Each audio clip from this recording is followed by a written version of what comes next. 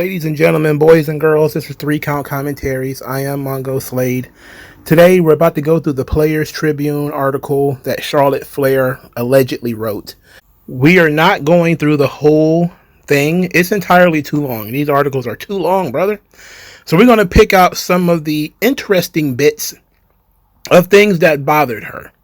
The overall idea of this article is that she is not who she plays on television, and certain personal attacks really hurt her feelings. And she was going through, some memories and basically just putting her feelings on the page for the world to see. And it was kind of like a mini biography of, her and her brother, her and her dad, her first days in FCW, that sort of thing. And then she talks about Raw from 4 years ago. She says, quote, "It's extremely hard to live healthy on the road. So while I was off, I did something I wanted to do for a long time. I got in the best shape of my life.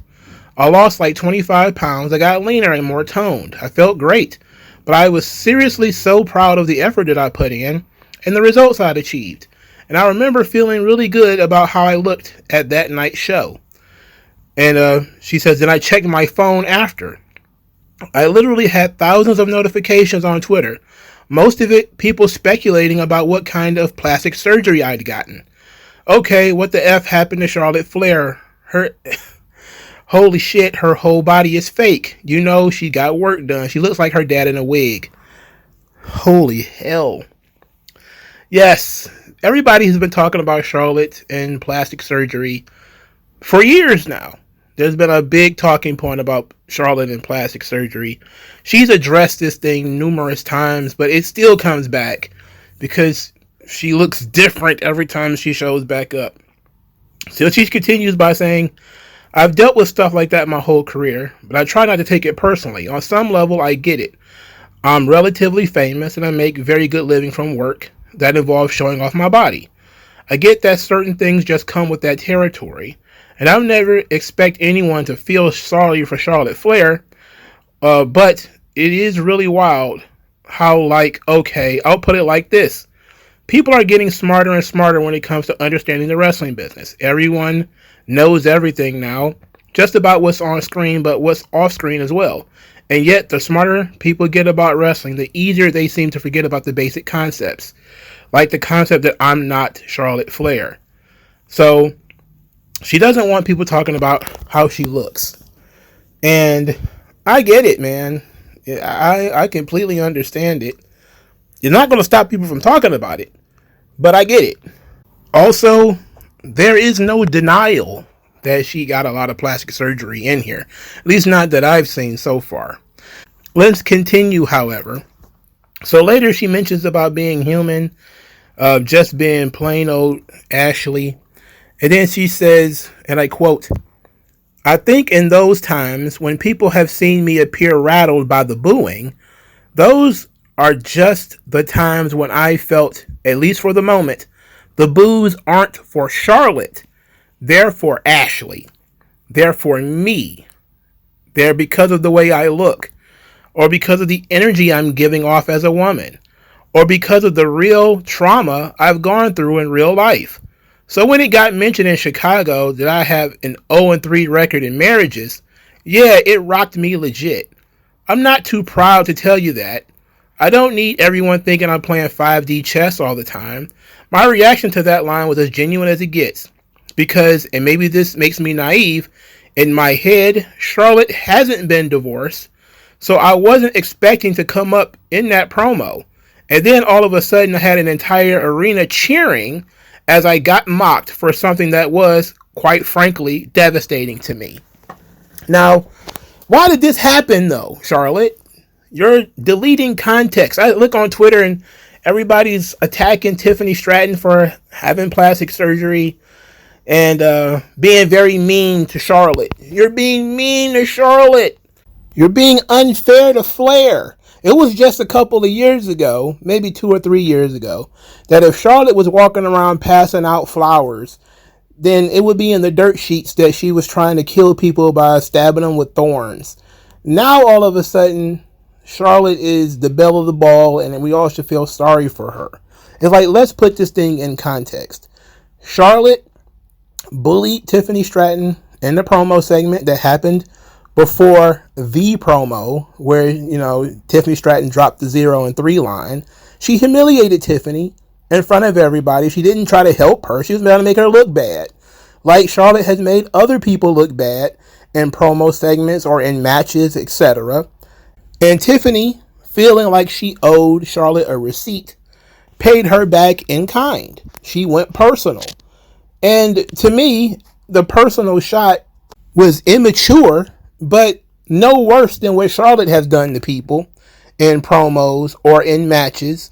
Like when she bullied Kairi Sane while Kairi Sane had a concussion outside the ring. Did we forget that? Because I didn't forget that.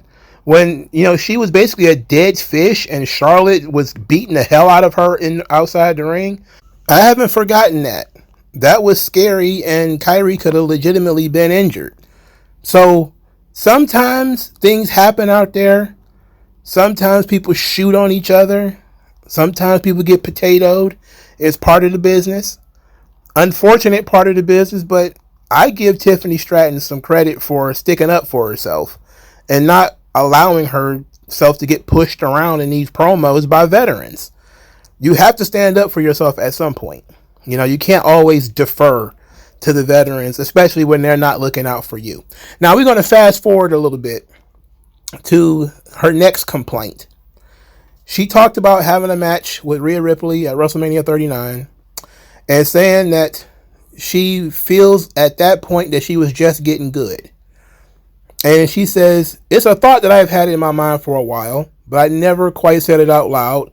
I almost felt like I wasn't allowed to say it out loud. Honestly, I almost feel like I'm still not allowed to say it out loud. And I guess I mean it in two different ways. One, in a cocky way, I'm just now getting good. To me, I haven't even peaked yet. Maybe it's because I started late. I don't know. But for all I've managed to accomplish in this business, I've had to learn it on the fly a lot more than people think. And then she skips forward and she says, and then there is, as far as the second way I mean it. Honestly, this is the more vulnerable than I am, but I'm going to tell you a secret. I'm old. Not really, of course. I'm 39. But as a female wrestler who's pushing 40, I promise you, there are people in this industry who already consider me old. Never mind that I'm literally younger than Cody, who is considered the face of the company, and Roman, who is probably our biggest star. Never mind that CM Punk, who I'm 7 years younger than, main evented night 1 of Mania, and John Cena, who I'm 9 years younger than, main evented night 2. Never mind that we live in an era when athletes are extending their primes far longer than ever. For men, and I just say this with so much respect for the guys I just mentioned, there is no such thing as aging out. For women, though, the rules are just different. For women, as depressing as it sounds, I think a lot of people still only know one way to value them, as young and disposable. And I think you see that in the women's stories that are allowed to be told. Let's have this conversation because there is a good point there. I'll never forget this. Layla L, from the Divas era, the other half of Lay Cool. She did an interview back in 2021 when she talked about retiring early. And she had retired in like 2015 or something like that. And she was still pretty young at the time. And she said this, quote, you get to the point as a woman, it's really hard to age in the public eye. I don't want that for myself. I didn't want to go out there. I stayed too long. I think I should have maybe retired 3 years before I did. Again, Layla retired in 2015. She would have been about 38 years old at the time. Currently, Layla is the same age as John Cena, if I remember correctly. She's around 50. So she's about 48, 49, 50 in that area. So she is in the same age bracket when she decided to retire as Charlotte. Now, Charlotte is more athletic. Layla was a model before she got into wrestling. So it's a little bit different. What's not different, however, is that age does consistently come up when it comes to women's wrestlers. In 2021, it came up when Taya Valkyrie was cut from NXT, and everybody realized she was in her mid to late 30s at the time. It came up again when Mickie James got cut from WWE. I think that was 2020 or 2021. It came up again when Shayna Baszler was cut in 2025, that she was in her 40s, or had just turned 40 or something like that. Same thing with Dakota Kai, who again is 38, and she got cut from WWE. And the conversation keeps being like, why are the women old at 38, 39, and the men aren't? And the answer isn't that a 39-year-old man isn't old. He is. For an athletic business, being 40 years old is kind of old.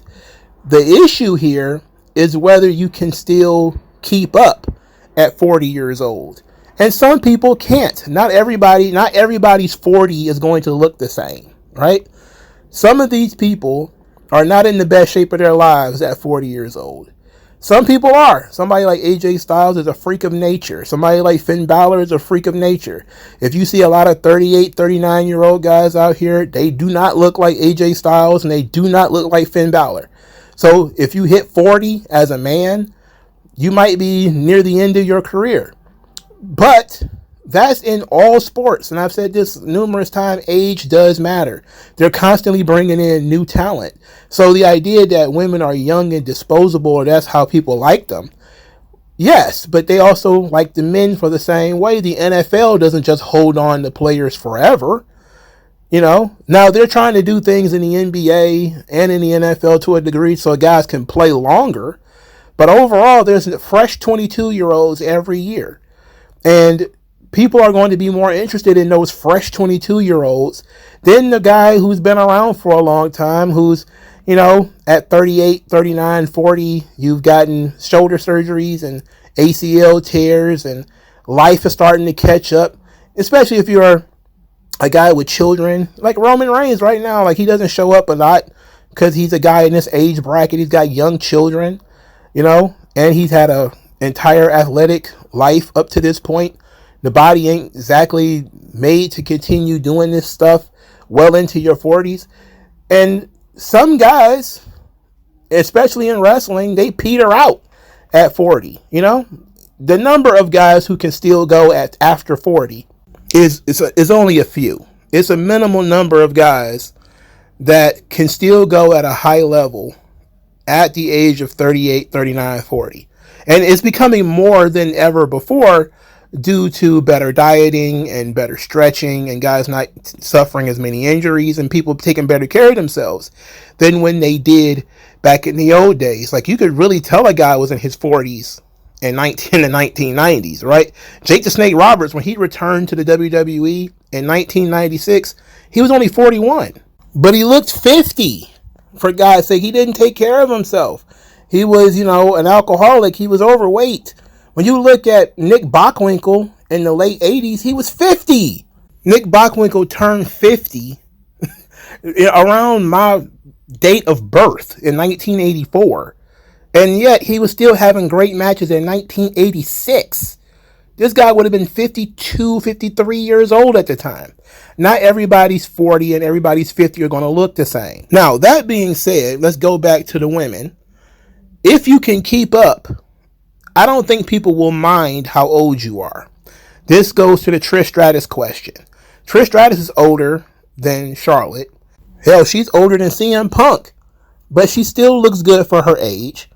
And people never get tired of seeing her. And in recent years, she's proven that she can still go. So nobody really talks about how old Trish Stratus is unless they're just kind of tired of seeing her be the one that they pull from the mothballs to put into these matches. Here's my point. If you are going to be the woman that breaks the barrier to show that female athletes can still go into their 40s, her and Becky are probably still having this conversation, then you have to take the slings and the arrows that come with it. We haven't seen it yet. We have not seen a woman work well into her 40s at a high level and still be able to keep up and can still do it. Most of the women around this age bracket, this 35 to 40, they start to fall off. physically they start to fall off. They also start to fall off somewhat mentally because sometimes they want to start families and that sort of thing happen. And that's primarily the issue here when it comes to a lot of female athletes. They want to have a child at some point, and biology does not care what you want to do professionally. So you're in uncharted waters at this point in time, and you got to take the slings and the arrows that come with it. You want to be 40 and great as a female, then you have to do that. Prove it. Prove that you can still keep up at 40. But I maintain that no 40-year-old athlete is still in their prime. It just doesn't happen. Yes, psychologically, you get better at something the longer you have been doing it. And I do feel a great deal of sympathy for females, because when women are young, they're beautiful. They're at their most beautiful when they're young, which is why men are so tempted to date younger women. And they front load women with all these opportunities when they're young. When they're in music videos, they're doing movies, they're the hottest chick on the planet. She's 22, 23. You look at Sydney Sweeney today. Give it 15 years and let's see how hot people think Sydney Sweeney is when she's not 26 or whatever, however old she is now.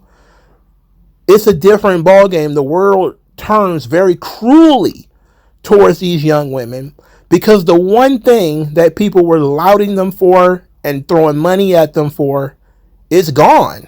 There's a fresh 22-year-old out there who's young and beautiful, and the world is her oyster, and you give her all of these great things, and you're taking it from the older women to do it. You know, the older women become invisible. They talk about this in Hollywood, right? As soon as you turn like 35, the only role you can get in Hollywood is as somebody's mama. By 45, you're somebody's grandma, and then after that, you basically are invisible. You're a golden girl. But there are some women who can break that mold.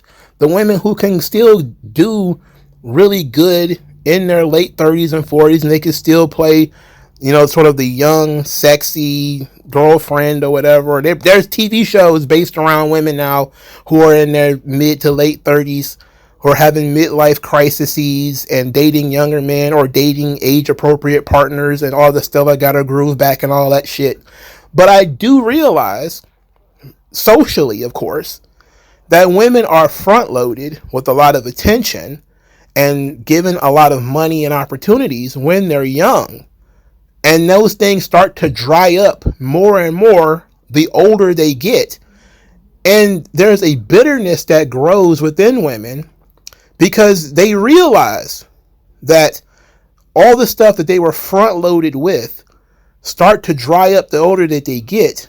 And they start seeing other women who don't really appreciate it getting those opportunities, getting those spots.